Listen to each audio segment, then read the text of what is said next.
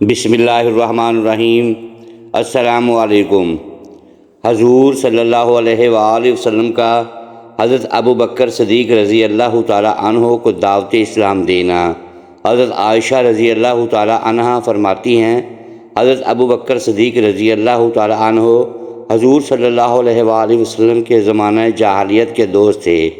ایک دن حضور صلی اللہ علیہ وآلہ وسلم کی ملاقات کے ارادے سے گھر سے نکلے۔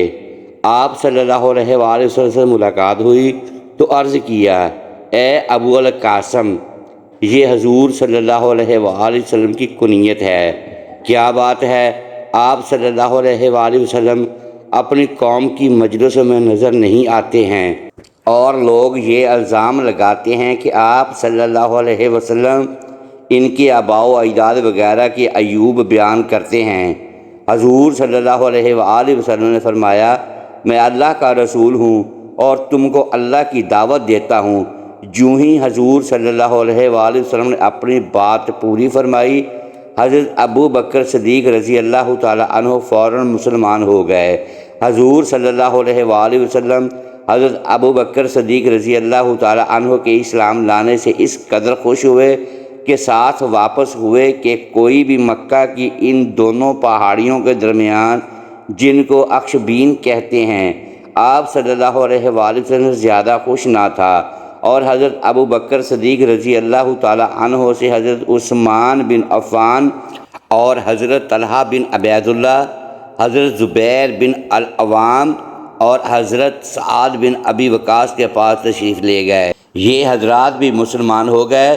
دوسرے روز حضرت ابو بکر رضی اللہ تعالی عنہ حضور صلی اللہ علیہ وآلہ وسلم کے پاس حضرت عثمان بن مظعون، حضرت ابو عبید بن الحجرہ، حضرت عبد الرحمن بن عوف، حضرت ابو سلمہ بن عبد الاسرا اور حضرت ارقم بن ابو الرقم کو لے کر حاضر ہوئے، اور یہ سب حضرات بھی مشرف با اسلام ہوئے۔ حضرت ابو بکر صدیق رضی اللہ تعالی عنہ کی حضور صلی اللہ علیہ وآلہ وسلم سے ملاقات ہوئی تو انہوں نے عرض کیا، اے محمد، قریش جو کچھ کہہ رہے ہیں کیا وہ سچ ہے کہ آپ صلی اللہ علیہ وآلہ وسلم نے ہمارے معبودوں کو چھوڑ دیا ہے اور آپ نے ہمیں بیوقوف بتایا ہے اور ہمارے آباء و اجداد پر کفر کا الزام لگایا ہے؟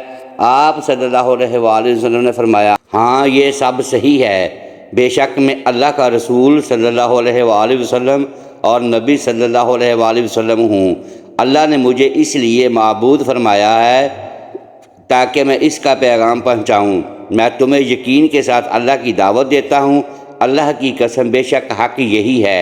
اے ابو بکر رضی اللہ تعالی عنہ، میں تم کو ایک اللہ کی دعوت دیتا ہوں جس کا کوئی شریک نہیں ہے، اس کے سوا کسی کی عبادت نہ کرو اور ہمیشہ اسی کی اطاعت کرتے رہو۔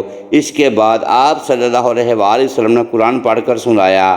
حضرت ابو بکر صدیق رضی اللہ تعالی عنہ نے اقرار کیا نہ انکار، اور اسلام لے آئے اور بت پرستی چھوڑ دی اور اللہ کے شریکوں کو بھی چھوڑ دیا اور اسلام کی حقانیت کا اقرار کر لیا، اور ایمان و تصدیق کے ساتھ حضرت ابو بکر صدیق رضی اللہ تعالی عنہ واپس ہوئے۔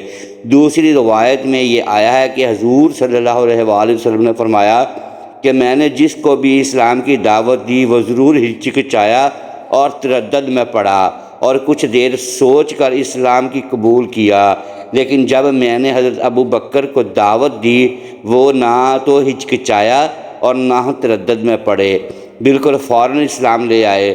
لہٰذا پہلی روایت میں جو یہ الفاظ گزرے ہیں کہ حضرت ابو بکر نے نہ اقرار کیا اور نہ ہی اقرار کیا، یہ صحیح نہیں ہے، کیونکہ ابن اسحاق وغیرہ بہت سے راویوں نے ذکر کیا ہے کہ حضرت ابو بکر صدیق رضی اللہ تعالی عنہ سے پہلے ہی حضور صلی اللہ علیہ وآلہ وسلم کے ہر وقت ساتھ رہنے والے تھے اور اچھی طرح سے جانتے تھے کہ حضور صلی اللہ علیہ وآلہ وسلم سچے اور امانت دار ہیں اور عمدہ طبیعت اور بہترین اخلاق کے مالک ہیں، کبھی مخلوق کے بارے میں جھوٹ نہیں بول سکتے ہیں تو اللہ کے بارے میں کیسے جھوٹ بول سکتے ہیں؟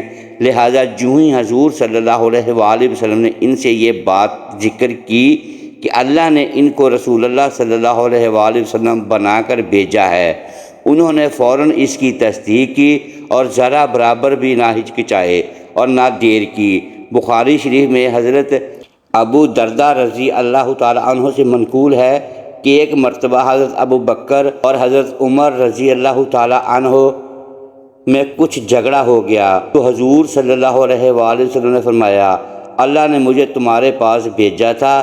اس وقت تم سب نے کہا تھا کہ میں غلط کہتا ہوں، لیکن ابو بکر صدیق رضی اللہ تعالیٰ عنہ نے کہا کہ یہ صحیح کہتے ہیں، اور جان و مال سے انہوں نے میری ہمدردی کی تھی، تو کیا تم لوگ میری وجہ سے میری اس ساتھی کو چھوڑ دو گے؟